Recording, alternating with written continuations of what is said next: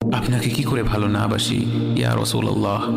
যখন আপনি আমাকে ভালোবেসেছেন সেই 1400 বছর আগে, যখন আপনি আমাকে মিস করতেন, আশা করতেন যেন আমার সাথে দেখা করতে পারেন, অথচ তখনও আমি জন্মই হইনি। সেদিন সাহাবীরা আপনার চোখে পানি দেখে বলল, ইয়া রাসূলুল্লাহ, আপনি কাঁদছেন কেন? আপনি বললেন, আমার ভাইদের খুব দেখতে ইচ্ছে করছে। সাহাবীরা বললেন, আমরা কি আপনার ভাই নই ইয়া রাসূলুল্লাহ? আপনি বললেন, না, তোমরা আমার সাহাবী। আমার ভাই হলো তারা যারা আমার পরে আসবে এবং আমাকে কখনো না দেখেও তারা আমাকে বিশ্বাস করবে।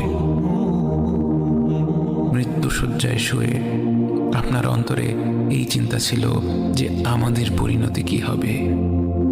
উম্মতি উম্মতি বলতে বলতে আপনি আপনার রবের নিকট ফিরে গিয়েছেন।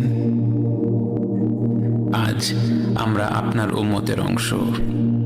বিশ্বজুড়ে আপাত দৃষ্টিতে আমরা হচ্ছি সবচেয়ে অপদস্থ, নিরুপায়, পরাজিত, লাঞ্ছিত, অথচ বাস্তবে আপনার উম্মতের অংশ হওয়া যে গোটা বিশ্বের সব সম্পদ পাওয়ার চেয়েও মূল্যবান ব্যাপার।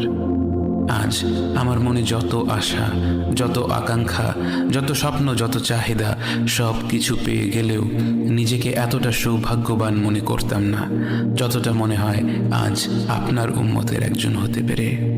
কাল হাসরের ময়দানে যখন গোটা মানব জাতি এক নবী থেকে আর এক নবীর কাছে ছুটে যাবে, আল্লাহ যেন বিচার প্রক্রিয়া শুরু করেন এবং প্রতিটি নবী নাফসি নাফসি বলে মানুষকে ফিরিয়ে দিবে। অবশেষে যখন সবাই আপনার সামনে হাজির হবে এবং আপনি গোটা মানব জাতির প্রতিনিধি হয়ে আল্লাহর সামনে সেজদা করবেন, সেদিন আপনার উম্মতের সদস্য হওয়ার পূর্ণাঙ্গ মর্যাদা প্রকাশ পাবে।